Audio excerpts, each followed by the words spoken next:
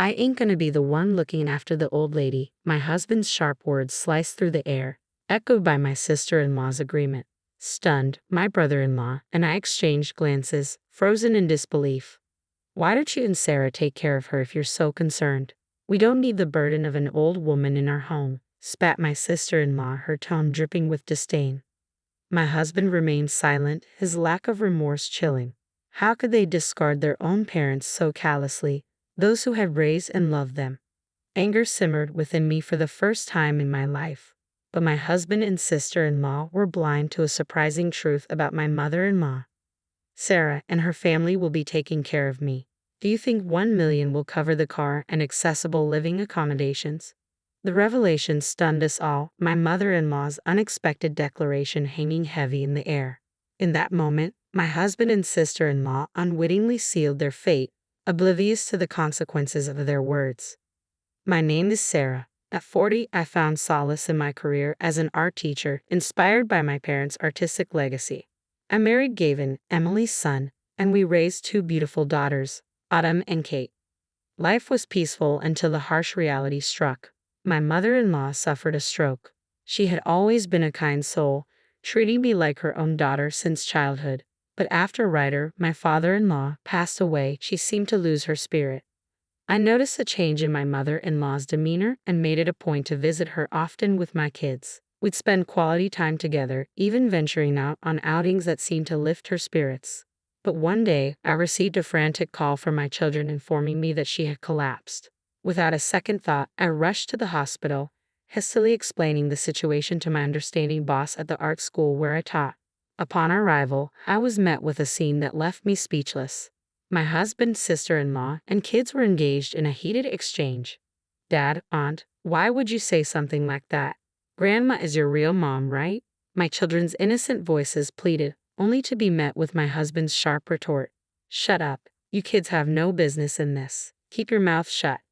Witnessing my husband shouting at our children in the hospital, and my sister-in-law glaring at them, I intervened, desperately trying to diffuse the tension. What's going on here? Calm down, I urged, struggling to catch my breath.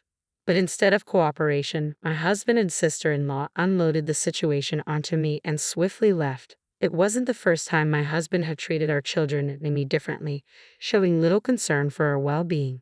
Despite his part-time job, which kept him occupied for 4 days a week, he failed to contribute significantly to our family's finances. Worse yet, he squandered what little he earned on himself, leaving little for our needs. His absence extended beyond his job, with him rarely present at home. Even when he was preoccupied with his phone or lost in a comic book, ignoring my pleas for help with household chores and quality time with our kids. It was a stark contrast to the generosity we had experienced from my parents-in-law's friends when we first started our family.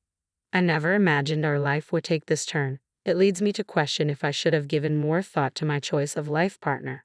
As for my sister-in-law, she mirrors my husband's indifference towards me, our children, and even our mother-in-law.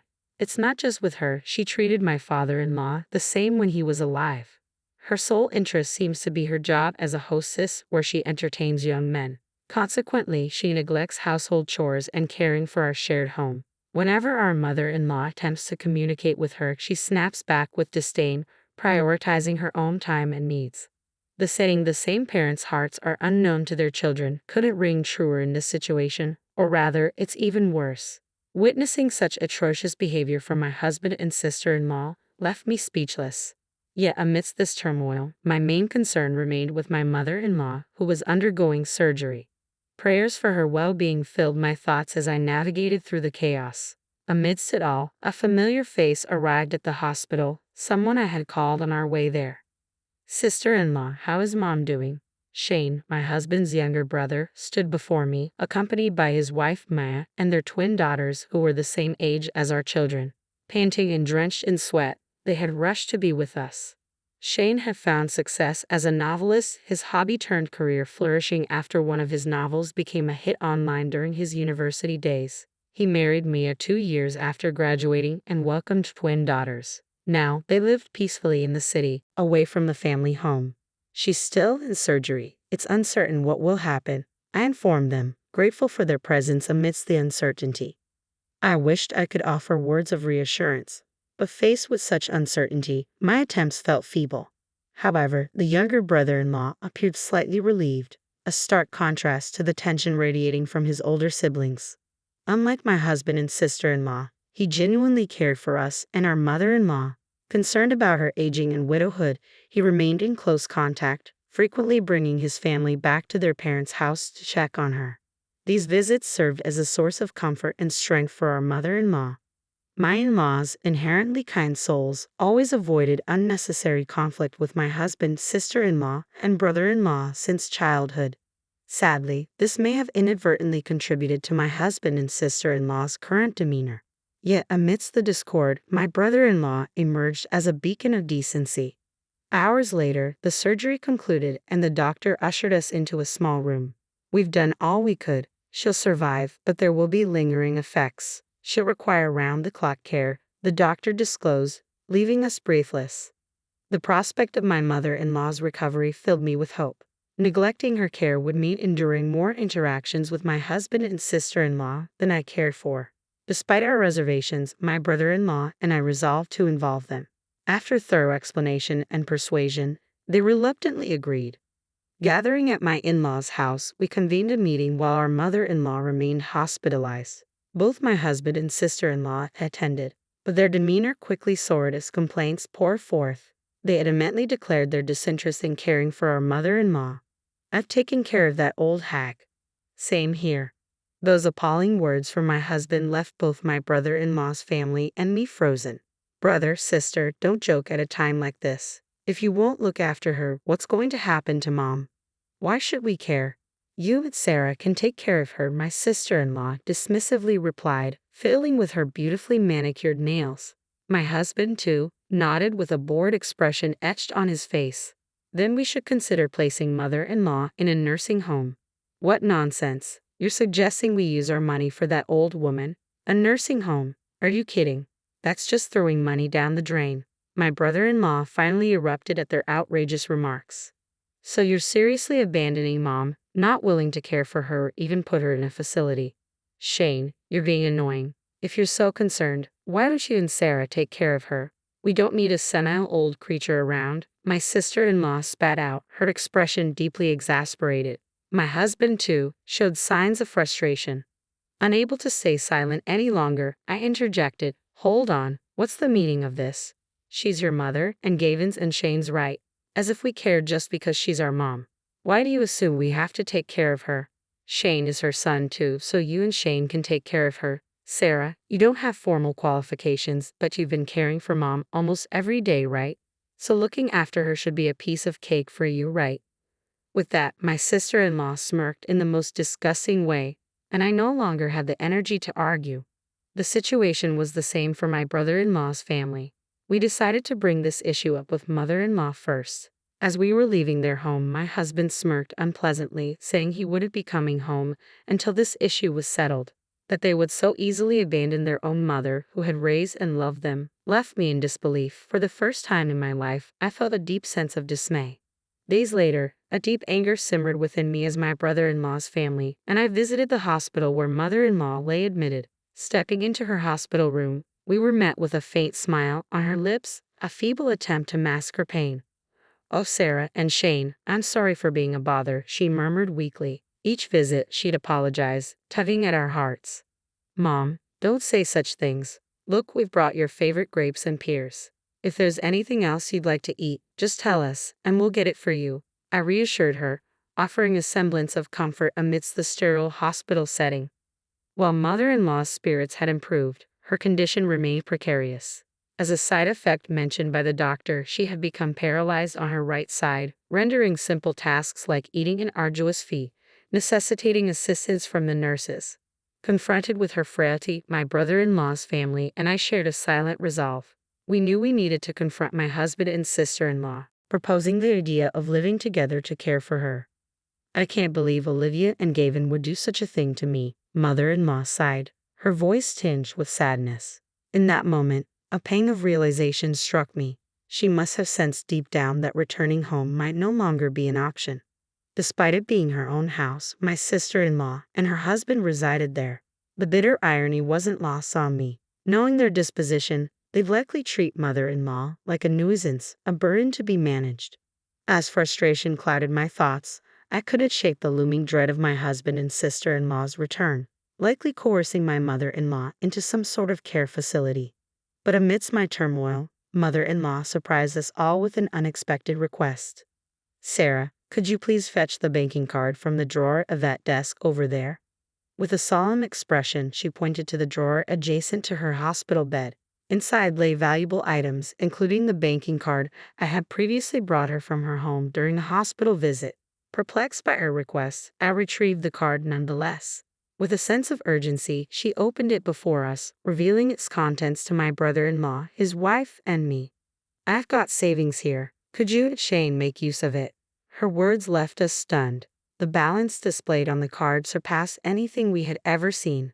In that moment, I resolved to confront my husband and sister-in-law with something unexpected. A few days later, my brother-in-law and I summoned our spouses for a crucial meeting at mother-in-law's hospital.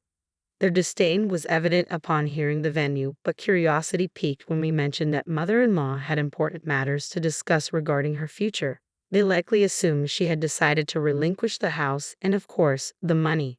The next day, they arrived at mother-in-law's hospital room, greeted by a gathering of myself, our children, brother-in-law, and his family. Their expressions soared as they questioned our presence. "Why are all of you here?" "Mom, we just want clarification. What exactly do you plan to do?" As questions lingered in the air, mother-in-law's face remained solemn, her response forthcoming. "I have asked Sarah and Shane to gather you all here because I have crucial matters to discuss about our future," mother-in-law began, tone firm yet somber.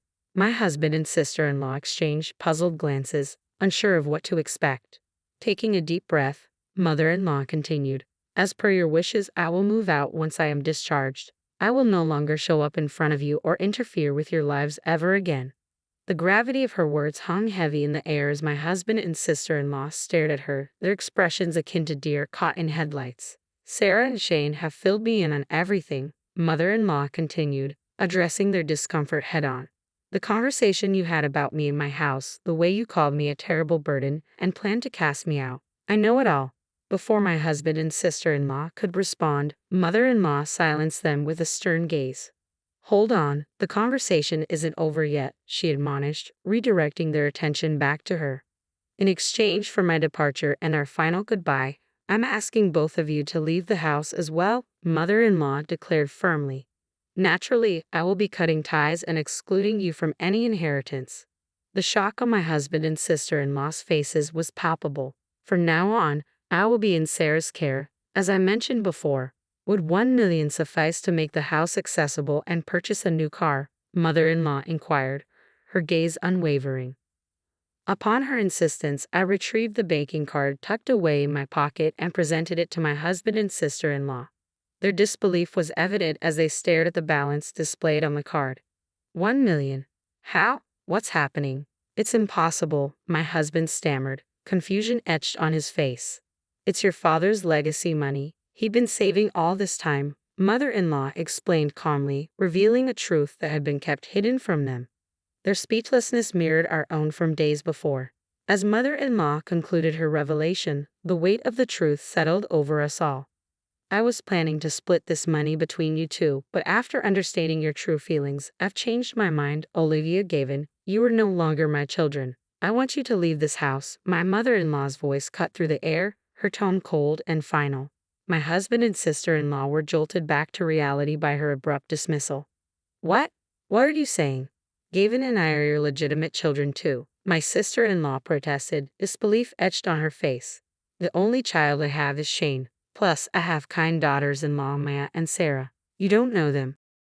Start packing your belongings now, sever your ties with Shane and Sarah, and leave. Mother-in-law's words were uncompromising, leaving no room for argument.